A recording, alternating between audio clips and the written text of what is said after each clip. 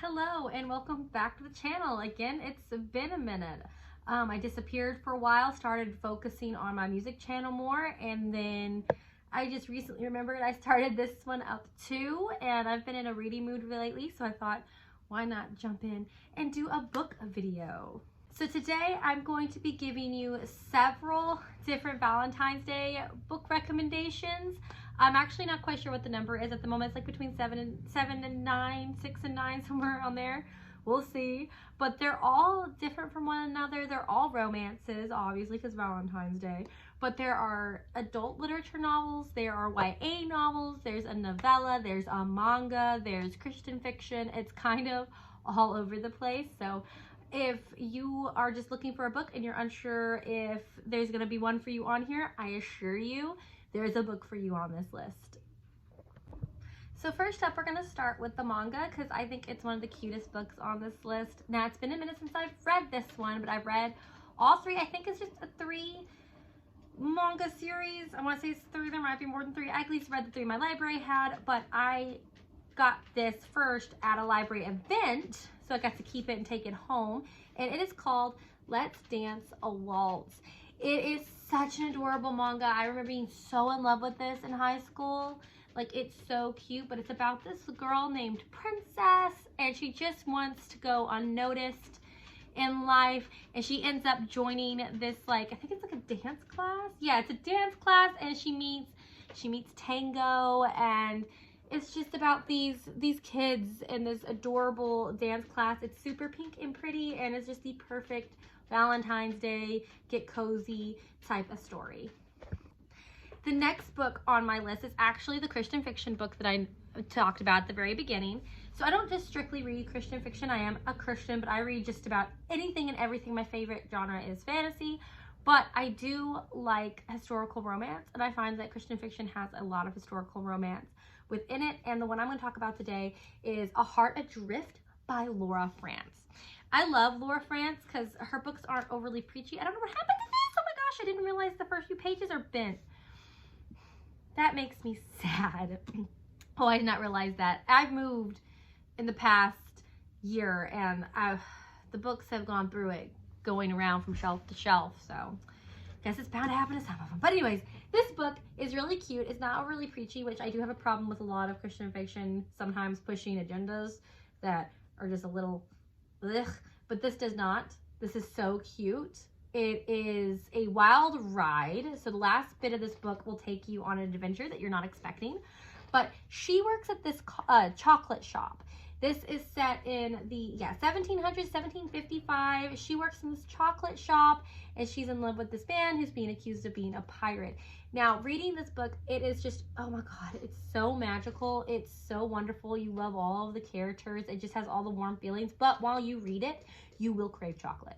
I craved chocolate and hot chocolate the entire time I was reading this book, and I feel like that's just the perfect thing to crave during Valentine's Day. You probably already have some. So this book, A Heart Adrift, Laura France, totally recommend picking it up. It's such a sweet book. All right, this next book is completely different vibe from the other two, and I did not fully know what I was getting myself into last year when I read this, but the book we're going to talk about now is Twisted Love by Anna Huang. So I bought the entire Twisted series, all 4 books, last year because I wanted to read the second book in this series, Twisted Games, which was a modern princess story where she was in love with the bodyguard. So it was this forbidden romance, and I love that type of stuff in like fairy tales and historical fiction and fantasies.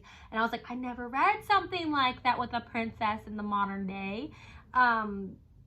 So I bought the entire series just so I could read it. And I haven't gotten to book 2 yet. I want to soon, but it's harder now that I've read the first book. And the first book, like, Twisted Love, man. It's not serious. Don't take this book seriously. It's on this list not because it's a great book. It's not. Just because it is a fun book, though. So it lives up to the name, Twisted. There are so many twists and turns in this book. Like, so many. And I feel like each time something gets twisted around or a reveal happens, it's done in the most dramatic, over-the-top way possible. And it's just funny. Oh my God, is it funny? I do not like the main character very much. I made stuff up in my head about him to make me like him more. But I was not in love with the main character. I liked the girl okay. She was cute. She was fun. But he's very much mystery businessman tech millionaire. And that's what the main guy is. But the reveals will keep you going, not because they're good, but because they're funny. However, do look at the warnings that come with this book, because it does, being that the reveals are funny, it does deal with really heavy topics, such as child abuse, attempted murder, which I know you're probably thinking, hilarious, right? No, it's, like I said, there are heavy topics in this book. It's just the reveals and way certain things are dealt with is done in a very funny way. So again, don't take it seriously. It's not a serious book, but it's a very fun time if you just want to escape the real world for a minute and have a good laugh and get lost in some very unrealistic style drama. This is definitely a good romance pick for your Valentine's Day. All right, next we are actually going to be talking about Emily Henry, but it's not an Emily Henry book that gets talked about much nowadays, and that is A Million Junes. I want to say this is either her first or second book, but this is not an adult lit. This is a YA novel.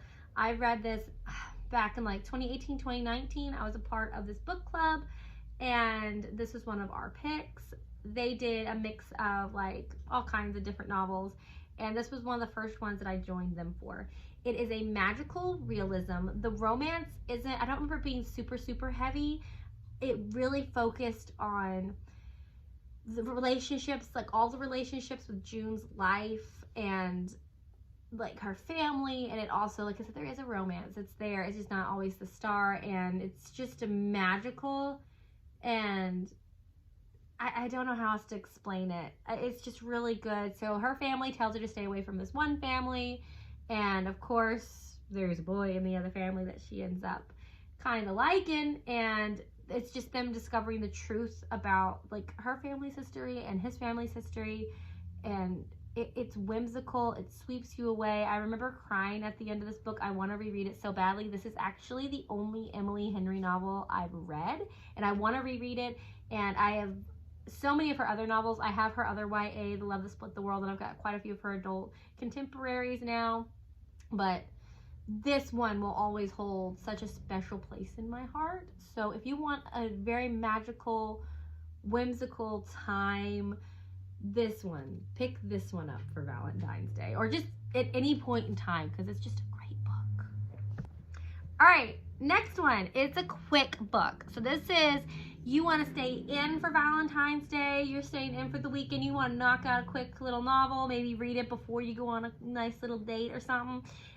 This book is called Bear With Me by Lucy Eden. It is a quick little novella. The end of it is actually comprised of a bunch of epilogues and short stories about the couple after the main story is over. It's about this girl. She is a social media influencer. She ends up in really hot water. She's going through a really bad breakup, and some bad press came out about her. So she decides she's gonna go on this like little bit self vacation. She goes to this retreat, and she meets this man who runs the retreat. And this weird things start happening while she's at this retreat and trying to build up the faith in her followers again.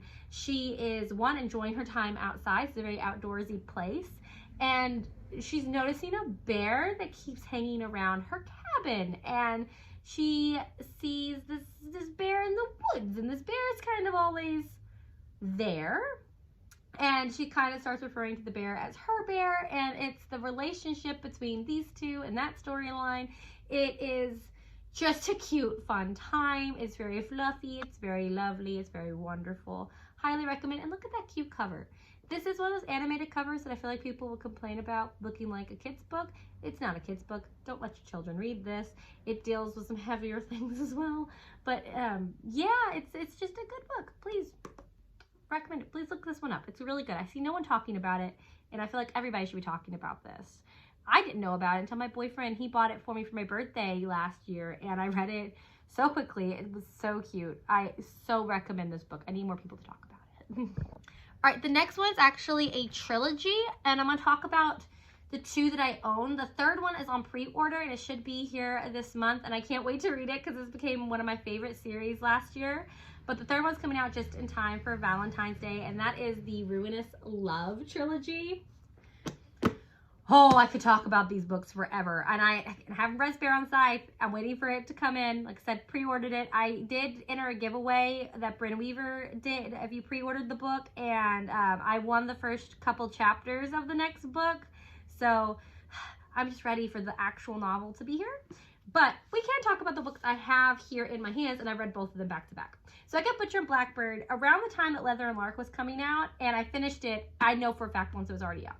But Butcher and Blackbird is about this couple. They are serial unalivers, but they only go after bad people. So they go after other serial unalivers. Those are the people that they're going to take out. And they have this competition to see who can find out who the killer is in certain situations and then go and unalive them.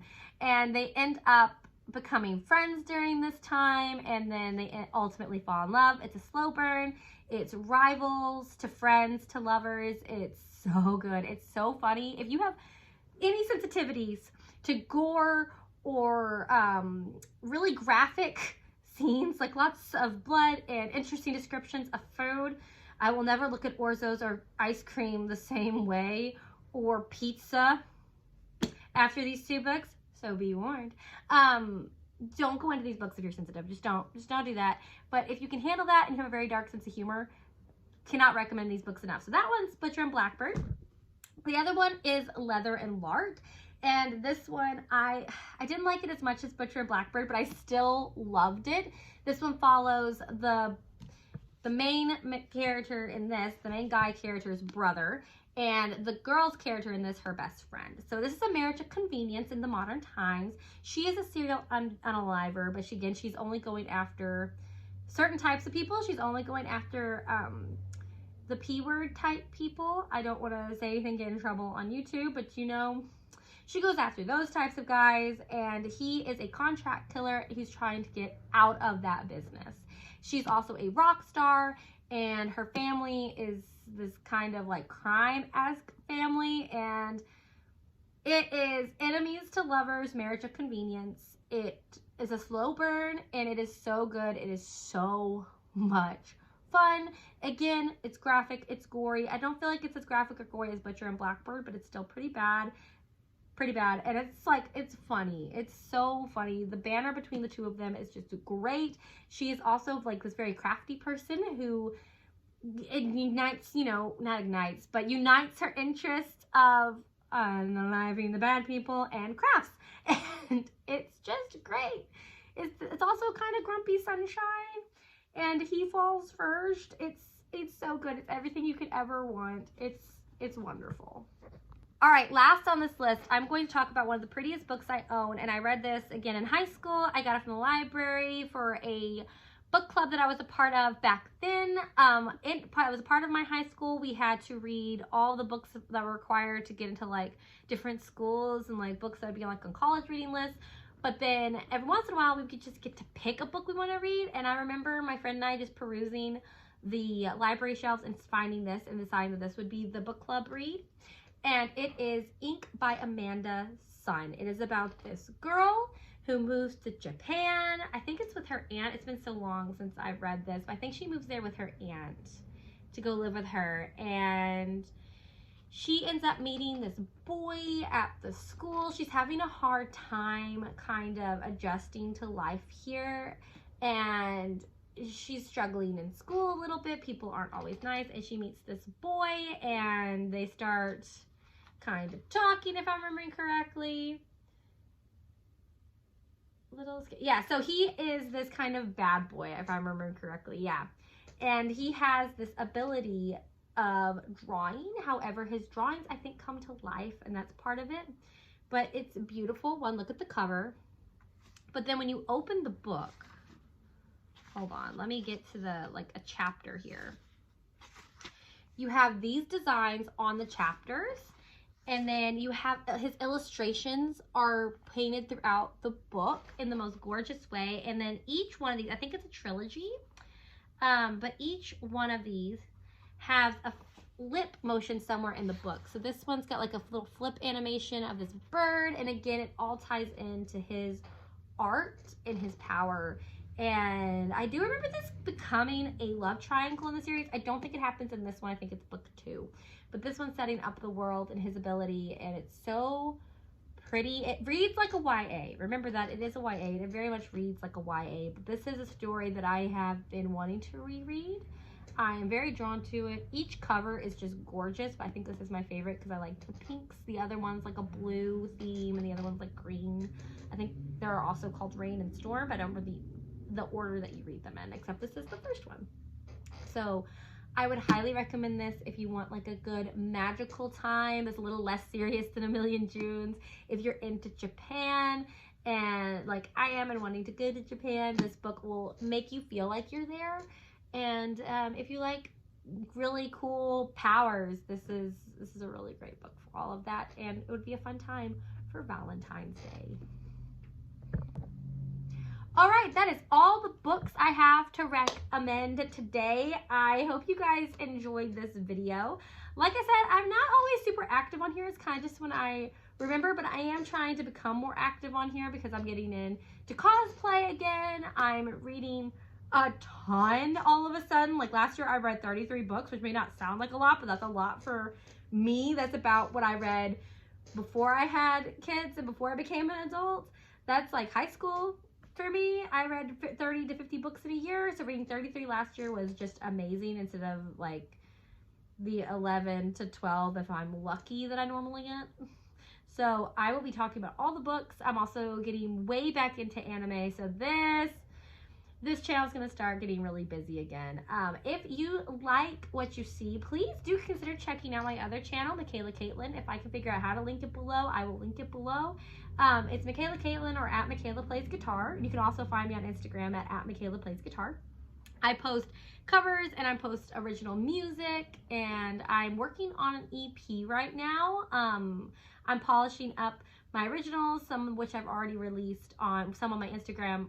Part of one on my Instagram, no, 2 over there, and I've released part of one on my YouTube and a full version of one on my YouTube as well.